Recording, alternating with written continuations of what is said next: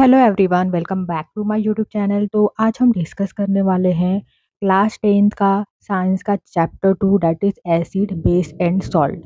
तो इसका नोट्स हमने बनाया है और इसको हम अच्छी तरीके से इस चैप्टर की एक्सप्लेनेशन करेंगे।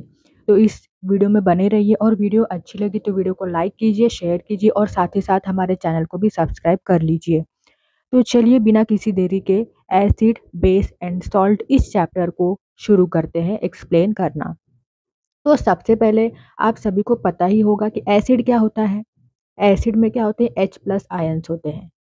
जब हम एसिड को वाटर में डिसॉल्व करते हैं तो H पॉजिटिव आयंस मिलते हैं और बेस मतलब OH negative ions that is hydroxide ion. जब हम बेस को वाटर में डिसॉल्व करते हैं तो हाइड्रोक्साइड आयन मिलते हैं। तो चलिए सबसे पहले हम एसिड की प्रॉपर्टीज को डिस्कस करेंगे। तो पहला प्रॉपर्टी है दीज आर सार इन टेस्ट। तो जो एसिड होते हैं वो टेस्ट में कैसे होते हैं, सार होते हैं, खट्टे होते हैं। Then they turn blue litmus to red. Acid जो होता है वो ब्लू लिटमस को रेड में कन्वर्ट कर देता है। Then they give H+ ion in aqueous solution. मैंने ऑलरेडी आपको बताया है, जब हम एसिड को एक्वस सोल्यूशन मतलब पानी में मिलाते हैं, डिजोल्व करते हैं तो क्या मिलता है, H positive ions. Then next is acid corrode metal. जो मेटल्स होते हैं, मेटल्स को एसिड क्या करते हैं, कोरोड कर देते हैं, नष्ट कर देते हैं, डिस्ट्रॉय कर देते हैं। आपने देखा होगा जो मेटल्स होते हैं वो कुछ टाइम के बाद उस पर जंग लगना शुरू हो जाता है, तो उसे ही हम बोलते हैं कि वो मेटल क्या हो गया, कोरोड हो गया है।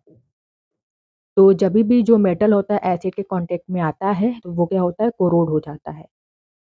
देन नेक्स्ट एसिड हमने डिस्कस किया, एसिड की प्रॉपर्टी। अब हम डिस्कस करेंगे कि स्ट्रॉन्ग एसिड और वीक एसिड क्या होता है। एसिड क्या होता है आप सबको पता चला, जब हम एसिड को वाटर में डिसॉल्व करते हैं तो H पॉजिटिव आयंस मिलता है, उसे हम एसिड बोलते हैं। अब स्ट्रॉन्ग एसिड और वीक एसिड क्या होता है, तो देखिए स्ट्रॉन्ग एसिड मतलब जब H पॉजिटिव आयंस हमें मैक्सिमम नंबर में मिले तो उसे हम स्ट्रॉन्ग एसिड बोलते हैं। और वीक एसिड मतलब कि जो H पॉजिटिव आयंस है वो मिनिमम नंबर में मिले, कम मिले, तो उसे हम वीक एसिड बोलते हैं। देखिए यहाँ पर डेफिनेशन स्ट्रॉन्ग एसिड का, those acid which can completely ionize in water. वो एसिड जो वाटर में पूरी तरीके से क्या होते हैं, आयोनाइज हो जाते हैं और maximum number of H positive ions देते हैं, उसे हम बोलते हैं strong acid.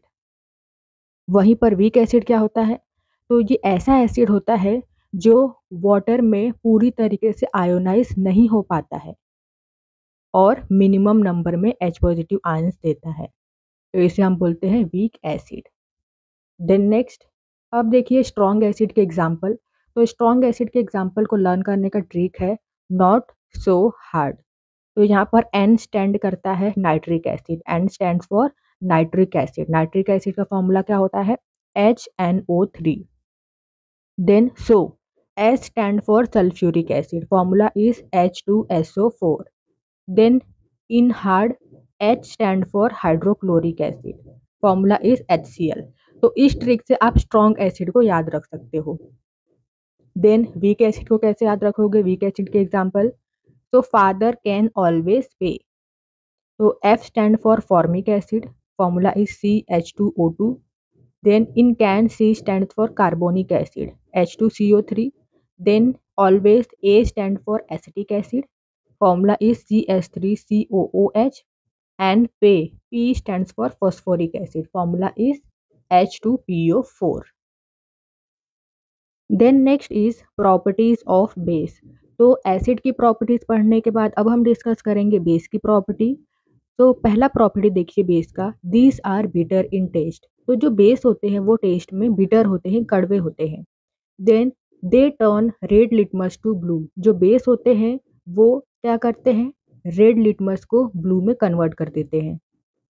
They give OH negative ions that is hydroxide ion in aqueous solution. जब बेस को वाटर में डिसॉल्व करते हैं, एक्वस सोल्यूशन मतलब क्या, वाटर, तो क्या मिलता है, OH negative ions that is hydroxide ion.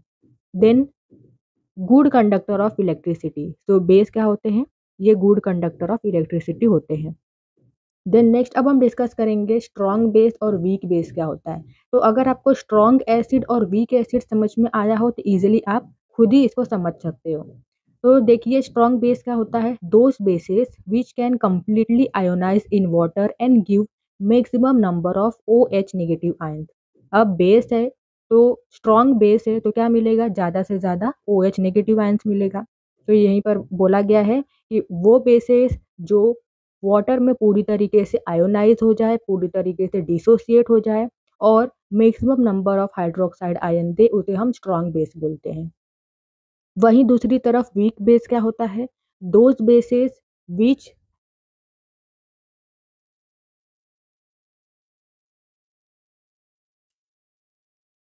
can't completely ionize in water and give minimum number of OH negative ions are weak bases। Then अब इनके एग्जाम्पल को भी लर्न कर लीजिए। तो इनके एग्जाम्पल को लर्न करने का ट्रिक आप देखिए, स्ट्रॉन्ग बेसिस के एग्जाम्पल को लर्न कैसे करोगे। तो trick is baby can swim properly. So in baby, B stands for barium hydroxide. Formula is BaOH2. Then can, C stands for cesium hydroxide, CSOH. Then in swim, S stands for sodium hydroxide.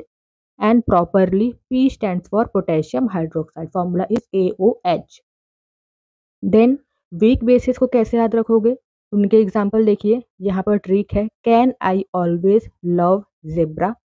तो C stands for copper hydroxide, I stands for iron hydroxide, A stands for ammonia, then L stands for lead hydroxide and in zebra Z stands for zinc hydroxide. तो इस तरीके से strong base और weak base के example भी आप याद रख सकते हो। Then next is alkali. तो अल्कली क्या होता है, अल्कली किसे बोलते हैं, तो ऐसे बेसिस जो वाटर में सल्यूबल होते हैं, वाटर में डिजोल्व हो जाते हैं, उसे हम अल्कली बोलते हैं। आप देख सकते हो definition, a base that is soluble in water is called an alkali. Example है पोटेशियम हाइड्रोक्साइड, सोडियम हाइड्रोक्साइड। तो ये ऐसे बेसिस है जो वाटर में सल्यूबल हो जाते हैं, डिजोल्व हो जाते हैं। देन नेक्स्ट, अब देखिए यहाँ पर और दो टर्म है एसिड का, दैट इज कॉन्सेंट्रेटेड एसिड और डाइल्यूट एसिड। तो कॉन्सेंट्रेटेड एसिड किसे बोलते हैं, तो ऐसा सॉल्यूशन जिसमें एसिड का क्वांटिटी ज़्यादा हो और वाटर का क्वांटिटी कम हो, उस सॉल्यूशन को हम बोलते हैं कॉन्सेंट्रेटेड एसिड। वो सॉल्यूशन कैसा है, वो कॉन्सेंट्रेटेड है। और डाइल्यूट एसिड किसे बोलेंगे, तो डाइल्यूट एसिड में क्या होता है, एसिड का क्वांटिटी कम होता है और वाटर का क्वांटिटी ज़्यादा होता है, उसे हम बोलते हैं डाइल्यूट एसिड। तो ये भी आपको याद रखना है। Then next topic is indicators. तो अब इंडिकेटर्स क्या होता है, तो इंडिकेटर से हम पता करते हैं कि जो सब्सटेंस है वो एसिड या बेस है। अब देखिए जो केमिस्ट्री होता है ना, केमिस्ट्री में किसी भी सब्सटेंस को खाकर टेस्ट करना प्रीफर नहीं किया जाता है, मतलब खाकर बताना कि वो एसिड या बेस है, क्योंकि बहुत ही ज़्यादा डेंजरस हो जाता है। तो इस तरीके से हम पता लगाते हैं किसी भी सब्सटेंस को कि वो एसिड या बेस है, तो इंडिकेटर का यूज़ कर कर हम पता करते हैं weather the substance is acid और बेस। तो यहाँ पर हमने डेफिनेशन लिखा है, तो दोनों में से जो भी इजी डेफिनेशन लगता है आप एग्जाम में लिख सकते हो। तो पहला डेफिनेशन देखिए, an indicator tell us whether the substance we are testing are acid और बेस। तो इंडिकेटर क्या बताता है, जो सब्सटेंस का हम टेस्टिंग कर रहे हैं वो एसिड है या बेस है। Other definition is, these are the substance which changes their color or smell in different type of substance। तो इंडिकेटर क्या होते हैं, एक ऐसे सब्सटेंस होते हैं जो अपना कलर और स्मेल चेंज करते हैं in different type of substance. तो अब हम डिस्कस करेंगे इंडिकेटर्स के टाइप।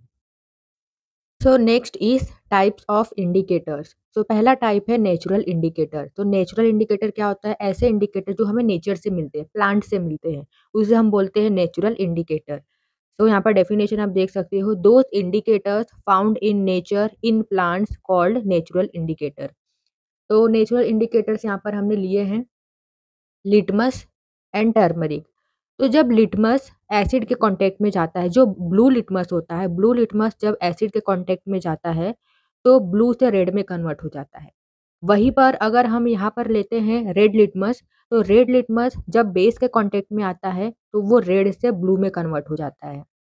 अब हम बात करते हैं टर्मरिक की। तो जो टर्मरिक होता है, जो हल्दी होता है, वो येलो कलर की होती है। तो ये टर्मरिक एसिड के कांटेक्ट में येलो ही रहता है, लेकिन जब टर्मरिक बेस के कांटेक्ट में आता है तो ये येलो से रेड में कन्वर्ट हो जाता है। तो इस तरीके से जो नेचुरल इंडिकेटर होता है, यहाँ पर क्या होता है, कलर में चेंज आता है। कलर चेंज से हम पता लगाते हैं कि वो जो सब्सटेंस है वो एसिड है या बेस है। Then second indicator is synthetic indicator. तो सिंथेटिक इंडिकेटर क्या होते हैं? These are chemical substances. ये केमिकल सब्सटेंस होते हैं, इन्हें लेबोरेटरी में प्रिपेयर किया जाता है। तो यहाँ पर सिंथेटिक इंडिकेटर है, पहला है फिनप्थलिन एंड मिथिलिन ऑरेंज। तो जो फिनप्थलिन होता है ये कलरलेस होता है। तो जब फिनप्थलिन एसिड के कांटेक्ट में आता है तो वो कलरलेस ही रहता है, लेकिन जब फिनोप्थलीन बेस के कांटेक्ट में आता है तो कलरलेस से पिंक में कन्वर्ट हो जाता है। देन नेक्स्ट इंडिकेटर कौन सा है सिंथेटिक? Methylene orange. तो मिथिलिन ऑरेंज ये एसिड के कांटेक्ट में रेड कलर शो करता है और बेस के कांटेक्ट में येलो कलर शो करता है। तो यहाँ पर जो हमने दो इंडिकेटर देखे हैं, इन दोनों में ही क्या हो रहा है, कलर चेंज हो रहा है। लेकिन जो तीसरा टाइप का इंडिकेटर होता है जिसे हम बोलते हैं ऑल फैक्टरी इंडिकेटर, इसमें क्या होता है, इसमें स्मेल चेंज होता है।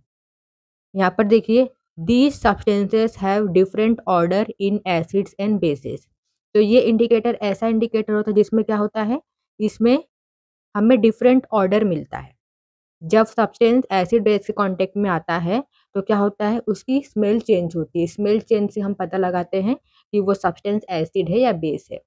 तो यहाँ पर ऑल फैक्टरी इंडिकेटर हमने लिया है onion, vanilla essence and club oil. तो ये जो ऑल फैक्टरी इंडिकेटर हमने यहाँ पर तीनों लिया, इनका एक कैरेक्टरिस्टिक स्मेल होता है। तो जब जो अनियन होता है, ये जब एसिड के कांटेक्ट में आता है तो इसका स्मेल सेम रहता है। अनियन का जो कैरेक्टरिस्टिक स्मेल है वही रहता है, स्मेल रिमेन्स। लेकिन जब अनियन बेस के कांटेक्ट में आता है तो स्मेल गायब हो जाता है, स्मेल लॉस्ट। ऐसे ही जो वैनिला एसेंस होता है, इसका यूज़ हम कहाँ पर करते हैं, आइसक्रीम में करते हैं। आइसक्रीम को फ्लेवर देने के लिए वैनिला एसेंस का यूज़ किया जाता है। तो जो वैनिला एसेंस होता है, ये एसिड के कांटेक्ट में इसका स्मेल वही रहता है, सेम रहता है जो पहले था, लेकिन बेस के कांटेक्ट में स्मेल गायब हो जाता है। ऐसे ही जो क्लव ऑयल होता है, एसिड के कांटेक्ट में स्मेल रिमेन्स, वेयरएज बेस के कांटेक्ट में smell lost. Then next is chemical properties of acids and bases. तो अब हम एसिड बेस की केमिकल प्रॉपर्टीज को स्टडी करेंगे। तो फर्स्ट है reaction of metal with acid bases. अब हम एसिड बेस की रिएक्शन देखेंगे मेटल के साथ। तो एसिड, जब एसिड मेटल के साथ रिएक्ट करता है तो फॉर्म होता है सॉल्ट प्लस हाइड्रोजन। तो यहाँ पर रिएक्शन हमने लिया है, एसिड हमने लिया है HCl एंड मेटल है जिंक। तो यहाँ पर फॉर्म हुआ है salt, zinc chloride plus hydrogen. Base में भी सेम होता है, जब बेस मेटल के साथ रिएक्ट करता है तो फॉर्म होता है सॉल्ट प्लस हाइड्रोजन। तो बेस हमने लिया है sodium hydroxide. Sodium hydroxide when react with zinc, तो यहाँ पर सॉल्ट फॉर्म हुआ है, देखिए सोडियम जिंकेट, और साथ ही साथ हाइड्रोजन गैस बाहर निकलता है। अब देखिए इस रिएक्शन में ये जो हाइड्रोजन गैस बाहर निकल रहा है, हम कैसे पता करेंगे कि ये जो हाइड्रोजन गैस है ये बाहर निकल भी रहा है या नहीं? तो इसके लिए हम टेस्ट करते हैं, टेस्ट ऑफ हाइड्रोजन गैस।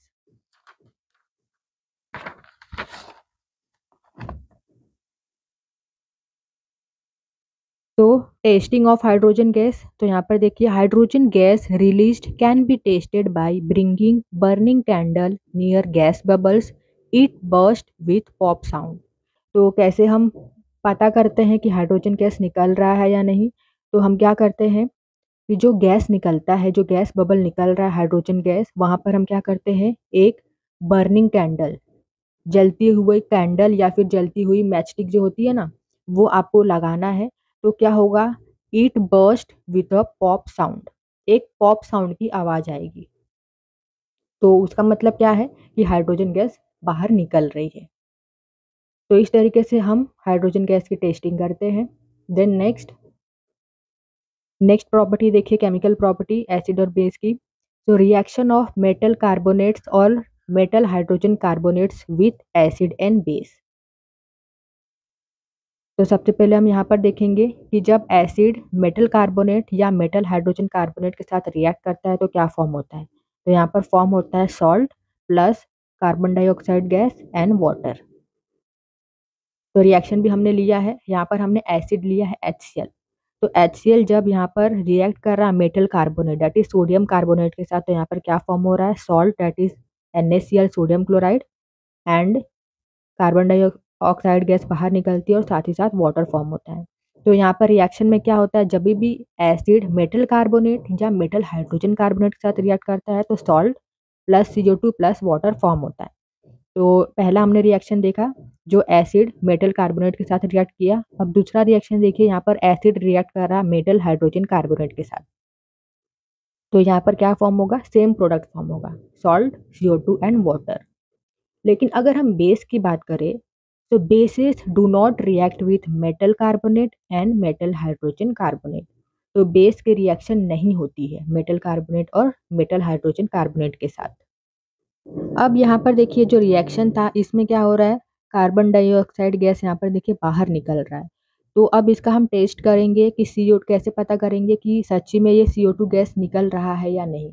तो चलिए अब हम देखेंगे टेस्ट ऑफ CO2 गैस।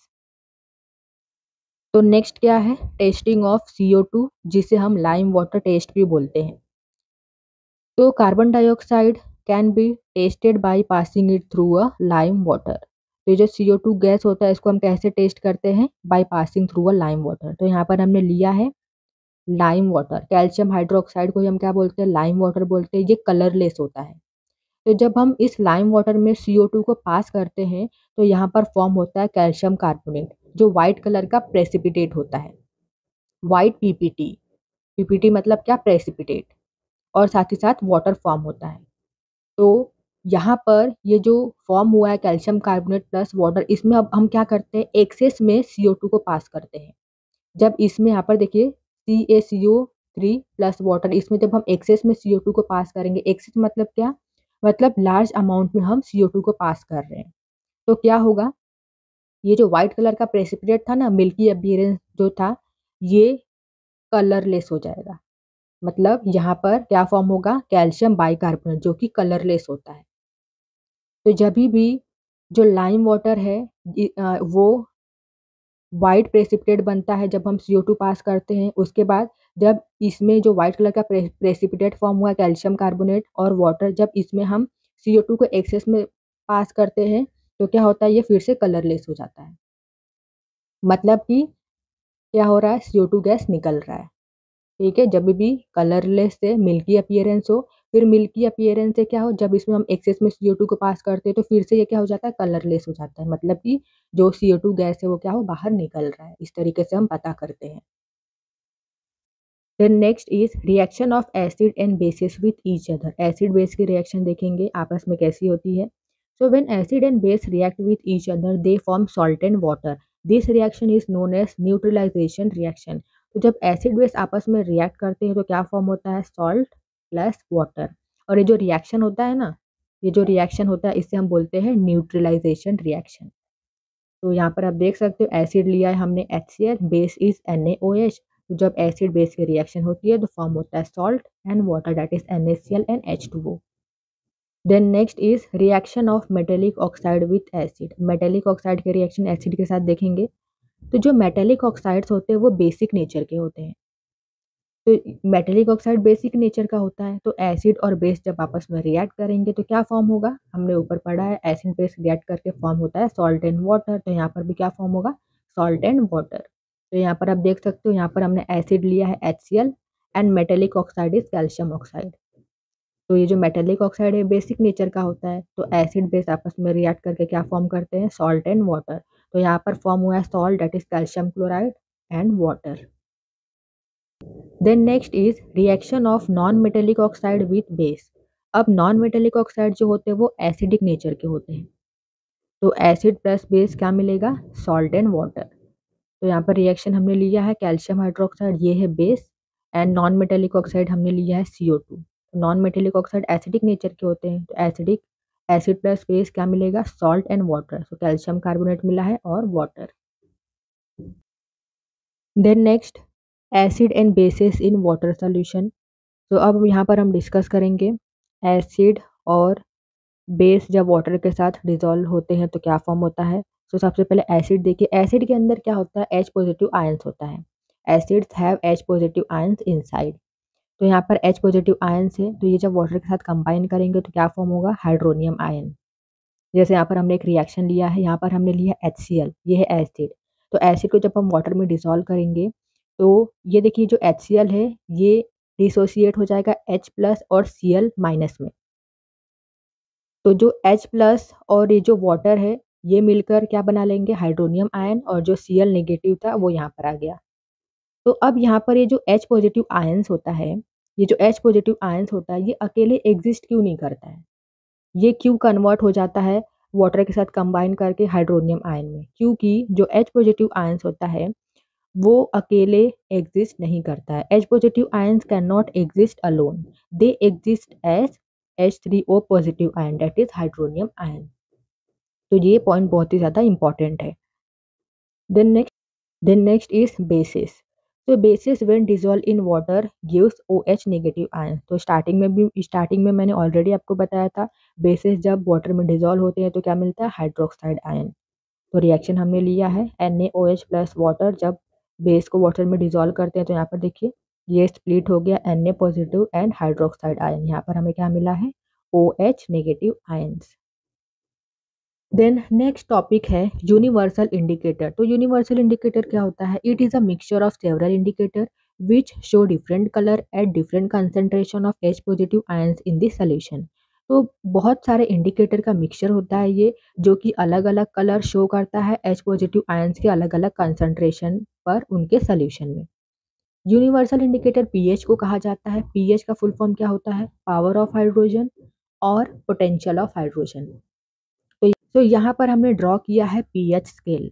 आपको पता होगा पीएच स्केल में जो नंबर होता है वो 0 से लेके 14 तक का होता है। तो 0 to 6 एसिडिक होता है एंड 8 to 14 बेसिक होता है और 7 पर न्यूट्रल होता है।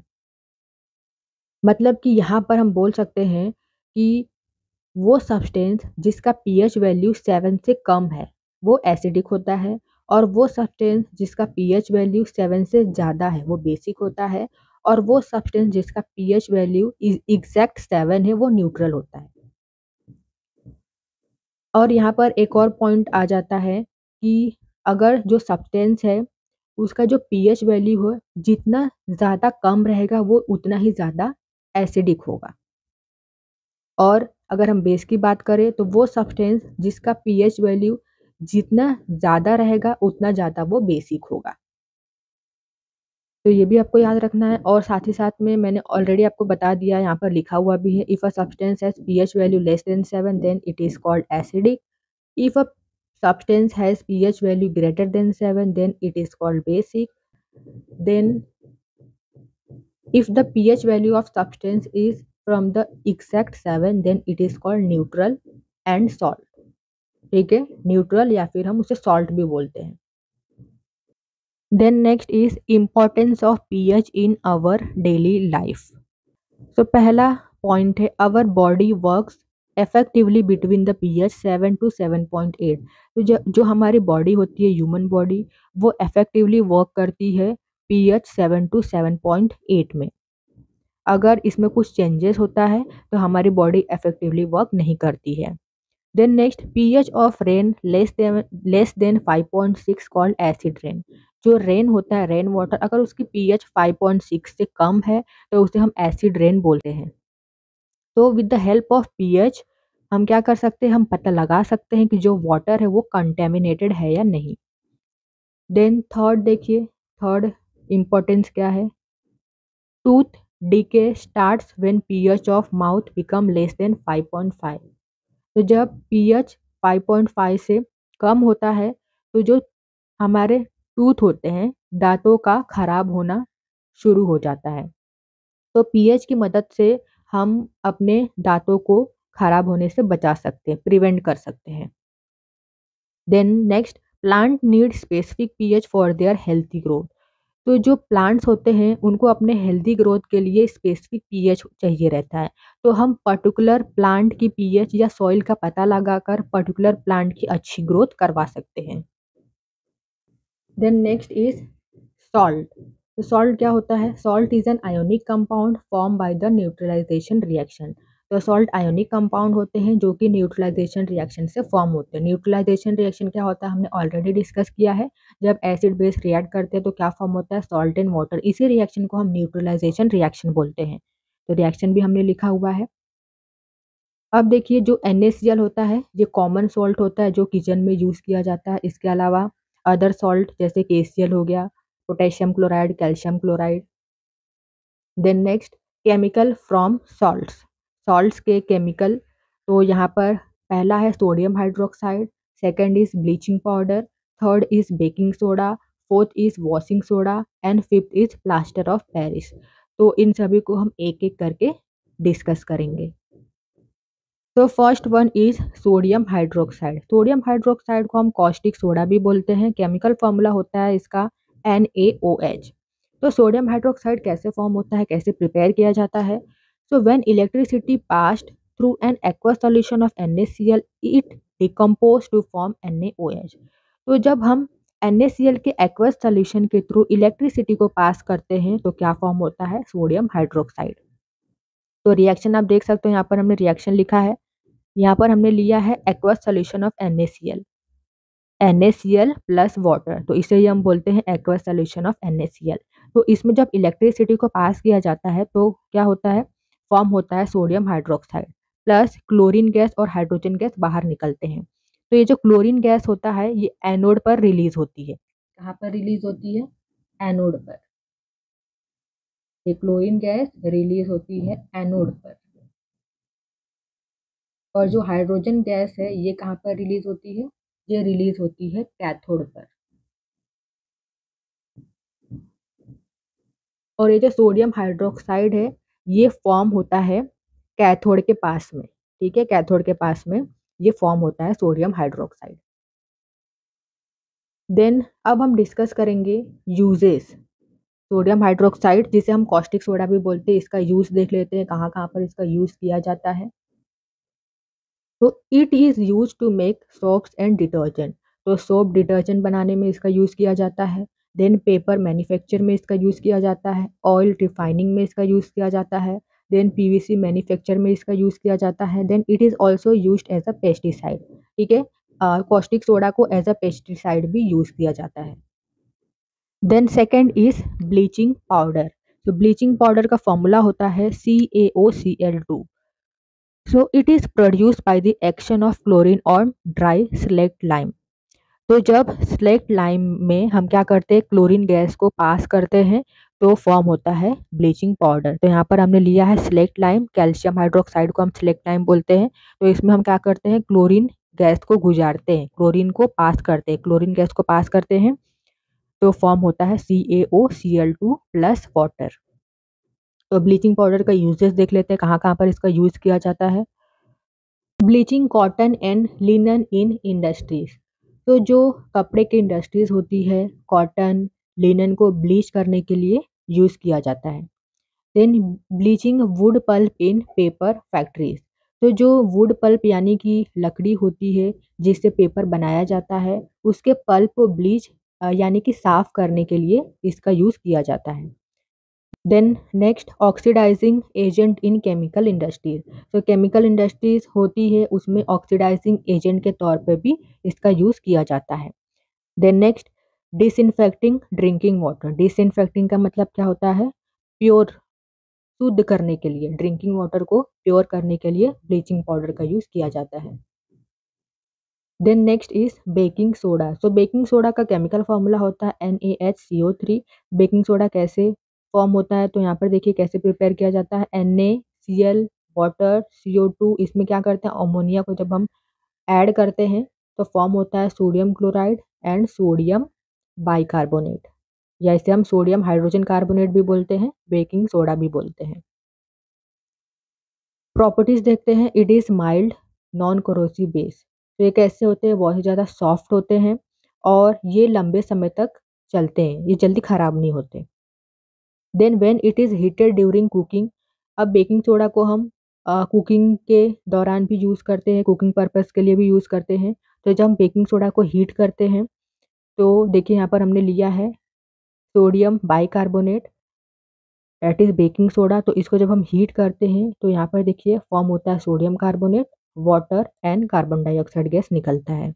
नेक्स्ट अब हम इसका यूसेस देख लेते हैं। So it is used in making cold drinks. तो कोल्ड ड्रिंक बनाने में इसका यूज़ किया जाता है। It is used as an ingredient antacid. तो एंटा एसिड में इंग्रेडिएंट के तौर पर इसका यूज़ किया जाता है। मतलब जो एंटा एसिड होते हैं उसमें क्या प्रेजेंट होता है, बेकिंग सोडा प्रेजेंट होता है एज ए इंग्रेडिएंट। तो एंटा एसिड क्या होता है, ये दवाई होती है, ठीक है, मेडिसिन होती है। जब हमारे पेट में स्टमक में एसिडिटी होती है तो हम एंटा एसिड लेते हैं। ये एंटा एसिड क्या करता है, इसमें प्रेजेंट क्या होता है, इंग्रेडिएंट बेकिंग सोडा। तो एंटा एसिड क्या करता है, जो एसिडिटी हमें होती है वो एसिड के इफेक्ट को कम करता है। तो यही था सेकंड पॉइंट कि बेकिंग सोडा का यूज़ कहाँ पर किया जाता है, एंटा एसिड में as a ingredient. Then next, used in fire extinguisher. तो फायर एक्सटिंग्विशर में भी इसका यूज़ किया जाता है। Then for making baking powder. अब बेकिंग सोडा का यूज़ किया जाता है बेकिंग पाउडर बनाने के लिए। तो बेकिंग पाउडर कैसे बनता है, baking soda plus tartaric acid से बनता है बेकिंग पाउडर। अब बेकिंग पाउडर का भी यूजेस देख लेते हैं। So baking powder used in breads and cakes to makes it soft and spongy. तो जो ब्रेड होते हैं, केक होते हैं, उनको सॉफ्ट और स्पंजी बनाने के लिए बेकिंग पाउडर का यूज़ किया जाता है। Then next is fourth, washing soda. Washing soda का फॉर्मूला होता है Na2CO3 10H2O। अब वॉशिंग सोडा को बनाने के लिए सबसे पहले हमें प्रिपेयर करना पड़ता है बेकिंग सोडा। फिर बेकिंग सोडा को जब हम हीट करते हैं तो यहाँ पर फॉर्म होता है सोडियम कार्बोनेट। जो बेकिंग सोडा की हमने प्रिपरेशन लिखी थी, वो सबसे पहले वो रिएक्शन आपको लिखना है। फिर बेकिंग सोडा को जब हम हीट करते हैं तो सेकेंड रिएक्शन भी लिखना है, क्योंकि यहाँ पर सोडियम कार्बोनेट यहाँ पर हम लेते हैं और इसमें जब हम 10 मॉलिक्यूल्स ऑफ वाटर ऐड करते हैं तब फॉर्म होता है वॉशिंग सोडा। तो यहाँ पर आपको 3 रिएक्शन याद रखना है। सबसे पहले जो बेकिंग सोडा का रिएक्शन था, सबसे पहले हम बेकिंग सोडा बनाएँगे। फिर यहाँ पर हमने बेकिंग सोडा लिया, इसको जो हमने हीट किया था, तो क्या फ़ॉर्म हुआ था हीट करने से? Sodium carbonate, water and CO2। तो यहाँ पर सोडियम कार्बोनेट फ़ॉर्म हुआ, तो यहाँ पर हमने सोडियम कार्बोनेट लिया है। इसमें हमने ऐड किया 10 मॉलिक्यूल्स ऑफ वाटर, तो यहाँ पर फ़ॉर्म हुआ है वॉशिंग सोडा। तो वॉशिंग सोडा का यूजेस क्या होता है? It is used in glass, soap and paper industries. So washing soda का यूज़ किया जाता है ग्लास, सोप और पेपर इंडस्ट्रीज में इनको मैन्युफैक्चर करने के लिए। Then used in cleaning agent in the houses. तो घरों में साफ सफाई के लिए भी वॉशिंग सोडा का यूज़ किया जाता है। Then it is used for removing hardness of water. जो वाटर का हार्डनेस होता है उसको रिमूव करने के लिए वॉशिंग सोडा का यूज़ किया जाता है। Then next is plaster of Paris, जिन्हें हम POP भी बोलते हैं। केमिकल फॉर्मूला होता है CaSO4 हाफ H2O। तो ये POP कैसे फॉर्म होता है? So when we heat gypsum, gypsum का फॉर्मूला होता है CaSO4 2H2O। तो जब हम जिप्सम को हीट करते हैं 100 डिग्री सेल्सियस पर, तो क्या होता है, ये जो जिप्सम है ये अपना 1.5 वाटर मॉलिक्यूल लूज कर देता है। It loses water molecule and become POP। तो यहाँ पर रिएक्शन हमने लिया, यहाँ पर हमने लिया है जिप्सम, इसको हमने 100 डिग्री सेल्सियस पर हीट किया है।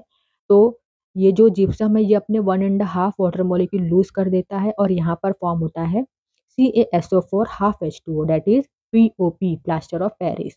अब ये जो प्लास्टर ऑफ पेरिस है इसमें जब हम अगेन वाटर को ऐड कर देंगे तो वापस से क्या बन जाएगा, जिप्सम। इसका यूजेस देख लेते हैं। तो it is used for making surface smooth. तो प्लास्टर ऑफ पेरिस का यूज़ किया जाता है सरफेस को स्मूथ करने के लिए। जो घर की दीवारें होती हैं उनको स्मूथ करने के लिए, उनके सरफेस को स्मूथ स्मूथ बनाने के लिए POP का यूज़ किया जाता है। Then for making toys and decoration material. So toys बनाने में, देन डेकोरेशन मटेरियल बनाने में भी इसका यूज़ किया जाता है। Then it is also used in hospital to support fracture bone. तो जो फ्रैक्चर बोन होते हैं उनको सपोर्ट करने के लिए भी POP का यूज़ किया जाता है। Then next last topic is water of crystallization. तो वाटर ऑफ क्रिस्टलाइजेशन किसे बोलते हैं? So it is the fixed number of water molecule present in one formula unit of a salt. तो वाटर ऑफ क्रिस्टलाइजेशन क्या होता है? ये fix number होता है वाटर मॉलिक्यूल का जो कि प्रेजेंट होता है सॉल्ट के 1 फार्मूला यूनिट में, या फिर आप इसे सिंपल लैंग्वेज में बोल सकते हो, presence of water molecule in salt. Salt में जो वाटर मॉलिक्यूल प्रेजेंट होते हैं उसे ही हम बोलते हैं वाटर ऑफ क्रिस्टलाइजेशन। जैसे यहाँ पर हमने सॉल्ट लिया है CuSO4.5H2O, इसका नेम क्या होता है, कॉपर सल्फेट पेंटाहाइड्रेट। तो इसमें देखिए fix number of water molecule present है, 5 वाटर मॉलिक्यूल प्रेजेंट है जो कि फिक्स होता है। Next example, ferrous sulphate heptahydrate, तो इसमें वाटर के कितने मॉलिक्यूल फिक्स होते हैं, प्रेजेंट होते हैं 7।